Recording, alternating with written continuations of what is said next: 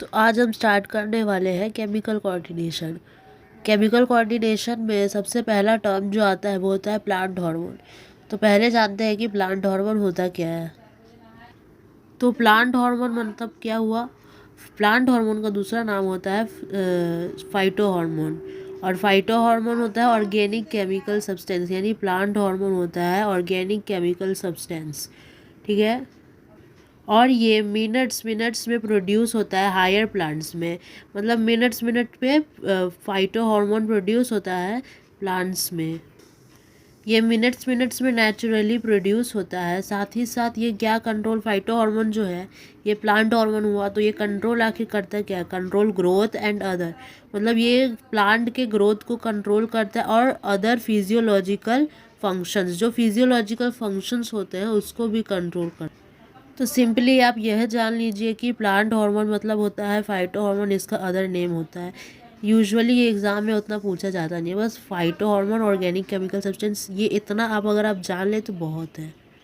तो ये plant hormone का नोट है, अगर आप चाहे तो इसे कॉपी कर सकते हैं। क्लास 9 में हमने क्या पढ़ा था कि हार्मोन्स एक केमिकल मैसेंजर होते हैं। तो अब जानते हैं कि फाइटो हार्मोन आखिर उसका रोल क्या है, वो किस प्रकार से काम करता है। तो plant hormone are responsible for sensitivity and response in plant. तो वो प्लांट हार्मोन सेंसिटिविटी, यानी कोई भी चीज़ में वो सेंस ऑर्गन की तरह काम करता है hormones, and response in plant, और ये रिस्पॉन्स भी काफ़ी तेज़ी से करता है प्लांट्स में। और ये एपिकल एंड लैटरल ग्रोथ भी कंट्रोल करता है। फ्लावरिंग प्लांट में तो ये देखिए प्लांट की ये 3 रोल है। सेंसिटिविटी एंड रिस्पॉन्स, ये तो मैंने बताया दिया कि वो सेंसिटिव होते हैं प्लांट हार्मोन्स, एंड रिस्पॉन्स, वो रिस्पॉन्स भी करते हैं, मतलब वो हेल्प करते हैं सेंसिटिविटी और रिस्पॉन्स करने में। एपिकल एंड लैटरल ग्रोथ में भी ये हेल्प करते हैं। प्लेस सिग्निफिकेंट रोल इन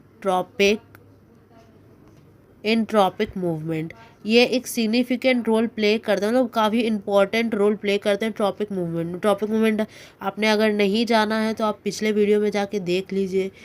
और ये 2 में होते हैं, फोटोट्रॉपिज्म एंड जियोट्रॉपिज्म, ये 2 में होते हैं।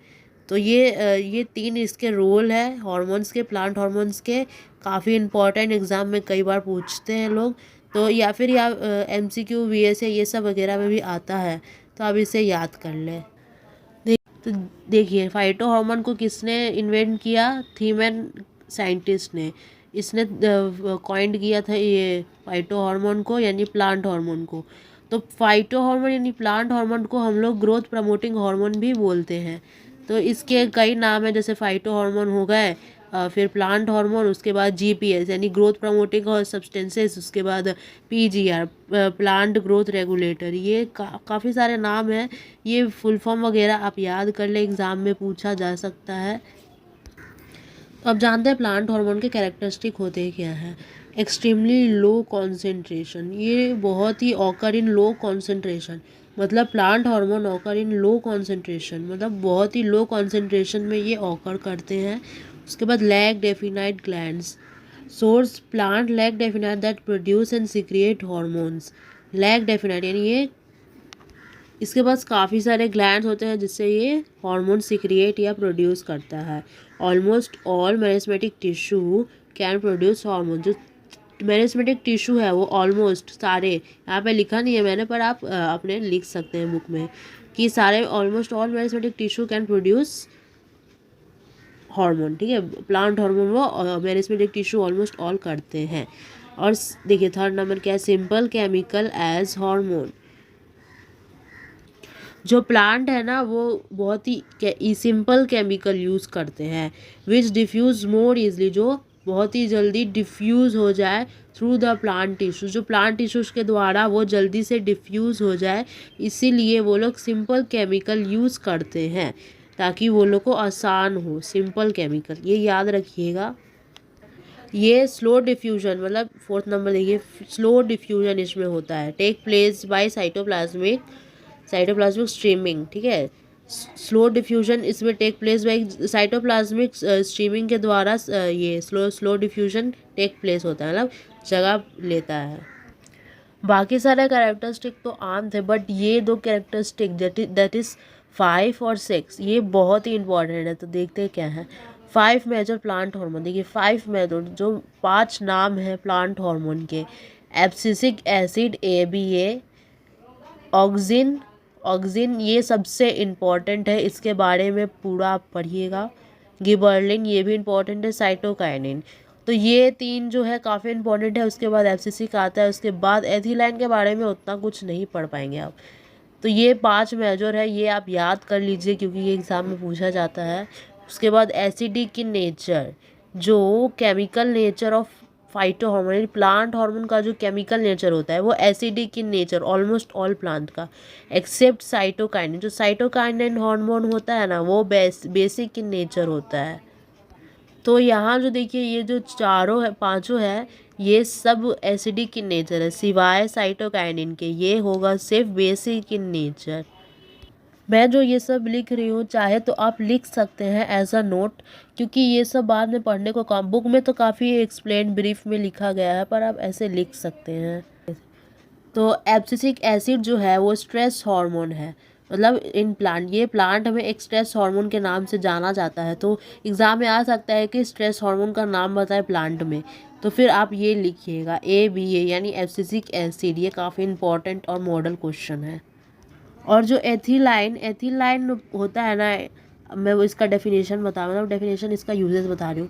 It acts as a plant hormone, ये एक प्लांट हार्मोन है, एक्ट्स होता है। It's help in ripening of fruits, जो ये फ्रूट्स के राइपनिंग, वो राइपनिंग होने में हेल्प करता है। और ओपनिंग ऑफ फ्लावर्स, मतलब फ्लावर जब खुलता है तब भी ये हार्मोन काम करता है। तो आप ये एज अ ऑब्जेक्टिव आप जान सकते हैं, आ सकता है।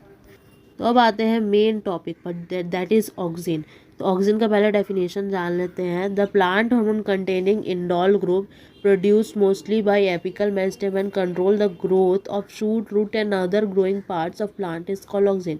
जो plant hormone containing indole group, क्या indole group, indole group contain करता है, produce mostly by apical meristem, apical meristem, then controls growth of suit, जो सूट का ग्रोथ यानी जो सूट ग्रोथ करता है, रूट का ग्रोथ हेल्प करता है। And other growing parts of plant, other growing यानी फल हो गया, फूल हो गया उस प्लांट का, वो सब ग्रोथ करने में ऑक्सिन काम करता है। ऑक्सिन ये सबसे मेन होता है। तो ऑक्सिन क्या चीज़ में काम होता है, इंडोल, इंडोल ग्रुप कंटेनिंग, ये कंटेन करता है, produce mostly by apical meristem, apical meristem से प्रोड्यूस होता है। And controls growth of shoot, root, shoot यानी ये जो इस टाइप का होता है उसमें। And root and other, root का भी कंटेन कर, मतलब ग्रोथ करता है, और शूट का भी, एंड अदर ग्रोइंग पार्ट्स, फूल वगैरह ये सब का करता है। कैरेक्टरिस्टिक इसके क्या है, it is the most important plant hormone, ये मोस्ट इम्पॉर्टेंट प्लांट हार्मोन है। It is acidic in nature, ये एसिडिक इन नेचर होता है, acidic in nature. IAA indole acidic is nitrogenous compound, IAA यानी क्या हो गया, इंडोल एसिडिक इन नेचर, ठीक है, एसिडिक। उसके बाद it contains indole chemical group, it is primarily responsible for apical dominance. तो यही सब इसके कैरेक्टरिस्टिक उतने इम्पॉर्टेंट नहीं है, आप सिर्फ ये जान लीजिए इंडोल, आई यानी indole acetic acid, acetic acid ये नाइट्रोजेनियस कंपाउंड होता है, MCQ वगैरह में पूछा जा सकता है। और इसका ओरिजिन क्या है, auxin is almost universally present in all plants, ये मोस्ट ऑफ द प्लांट यानी दुनिया के बहुत ही प्लांट में, हो सकता है 1 या 2% में ना हो, लेकिन मोस्ट ऑफ द प्लांट्स में ये प्रेजेंट होता है।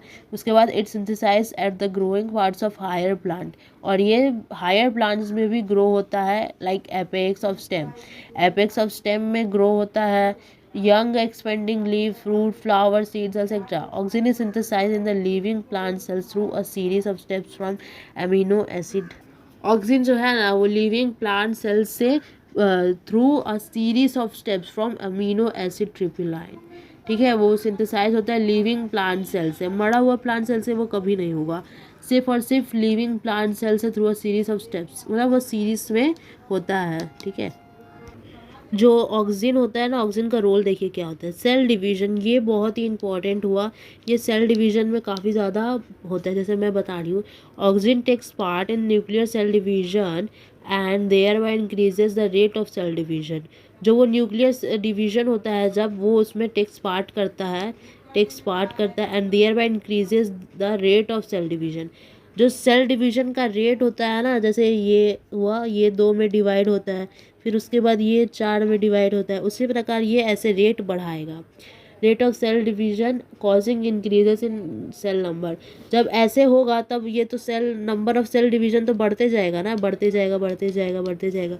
उसी प्रकार ये तो इस प्रोसेस को क्या बोलते हैं, सेल डिवीजन को। मतलब जब सेल प्रोड्यूस कर रहा है, कर ही जा रहा है, कर ही जा रहा है, कर ही जा रहा है, तो उसको बोलते हैं हाइपर प्लासिया। क्या बोलते हैं, हाइपर प्लासिया। तो ये हो गया सेल डिवीजन। अब जानते हैं सेल एलोंगेशन होता क्या है। एनलार्जमेंट मतलब उसका साइज बढ़ना। Oxygen helps to increase the size and volume of the cells. जो उसका जो साइज होता है और volume of the cells, cells का जो साइज और वॉल्यूम, यानी उसका जगह छेकने का वॉल्यूम, उसका मोटापा, वो सब वो बढ़ाता है। तो इसको भी हम लोग बोलेंगे हाइपरट्रॉफी। हाइपर, यहाँ पे लिख रही हूँ, हाइपर ट्रॉफी। ठीक है, हाइपरट्रॉफी। अगर आपको समझ नहीं आ रहा हो तो आप अपने बुक से देख सकते हैं, क्योंकि जब मैं पढ़ा रही होती तो इसी प्रकार लिखा आता है। तो ऑक्सीजन रूट ग्रोथ में भी हेल्प करता है। किस चीज़ में हेल्प करता है, रूट ग्रोथ। तो रूट ग्रोथ में भी ये ऑक्सीजन हेल्प करता है। ध्यान रखें, cell division, root growth, cell. तो सेल डिवीजन में क्या होता है, वो एक पर एक सेल प्रोड्यूस करता है। न्यूक्लियर सेल डिवीजन होता है। उसके बाद rate of cell division increase करता है। उसके बाद उसको क्या बोलते हैं, हाइपरप्लासिया। उसके बाद रूट ग्रोथ, रूट ग्रोथ में वो रूट को ग्रोथ करता है। मैंने पीछे पढ़ा था जो डेफिनेशन में, कि वो रूट का ग्रोथ करता है, शूट का भी ग्रोथ करता है। Cell elongation, enlargement of size and volume of the cells. Cells का जो साइज और वॉल्यूम होता है वो इंक्रीज करता है सेल एलोंगेशन में। तो ये 3 हुए। अब चौथा पे आते हैं। तो ये वाला आते हैं main, that is fruit growth. Fruit growth, fruit growth आप सुने होंगे कि सीडलेस फ्रूट विदाउट पॉलिनेशन और फर्टिलाइजेशन इज कॉल्ड पार्थेनोकार्पी। इसका कभी ना कभी तो नाम सुना ही होगा। तो हमारे मॉडर्न ज़माने में अभी एक समय आ गया है जब अब बनता है seedless fruit without pollination and fertilisation. बिना फर्टिलाइजेशन के पॉलिनेशन के बगैर फ्रूट उगता है, वो भी सीडलेस। तो ये साइंटिस्ट के द्वारा हुआ है। तो आफ्टर फर्टिलाइजेशन, जो केमिकल चेंजेस के द्वारा, ovule develops into seed and ovary into fruit. जो ओव्यूल होता है ना प्लांट का, वो किस में चेंज हो जाता है, सीड में। और जो ओवरी रहता है, ओवरी प्लांट का, वो फ्रूट में कन्वर्ट हो जाता है। The process of formation of seedless fruit without, मैं एक और बार रिपीट कर रही हूँ, the process of formation of seedless fruit without pollination and fertilization is called parthenocarpy. Parthenocarpy किसे कहते हैं, सीडलेस फ्रूट के ग्रोथ को विदाउट पॉलिनेशन एंड फर्टिलाइजेशन। ये काफ़ी ज़्यादा इम्पोर्टेंट है, ये एग्ज़ाम में आता ही आता है। तो इसके कुछ एग्जाम्पल्स भी होते हैं, जैसे देख लेते हैं। एग्जाम्पल, बनाना, पपाया, ग्रेप्स, टोमेटो। तो ये कुछ एग्जाम्पल हुए पार्थेनोकार्पी के, जिसमें सीडलेस फ्रूट पपाया में होता है, पर अब वो निकल गया है। अब जानते नहीं होंगे, पर वो निकल गया है। ग्रेप्स भी बिना होते हैं, और टोमेटो तो होते ही है सीडलेस, और मतलब निकले हैं। बनाना भी वैसे ही। पॉलिनेटेड पपाया होता है वो, जो फीमेल प्लांट से हम लोग को मिलता है। जो पॉलिनेटेड होता है, जो साइंटिस्ट करते उसको पॉलिनेट करते हैं, उसके बाद वो सीडलेस पपाया प्रोड्यूस करता है। समझ आया। तो आज के वीडियो में हम ऑक्सीजन तक ही रहने देते हैं। तो आज के वीडियो में हम यहीं तक रहने देते हैं, जो कि है हमारा ऑक्सीजन तक। नेक्स्ट वीडियो में हम गिबरलिन से स्टार्ट करेंगे, दैट इज़ पेज 13। तब तक के लिए आप प्रीवियस पार्ट रिवाइज कर लीजिए या लर्न कर लीजिए, जो भी आपको ठीक लगे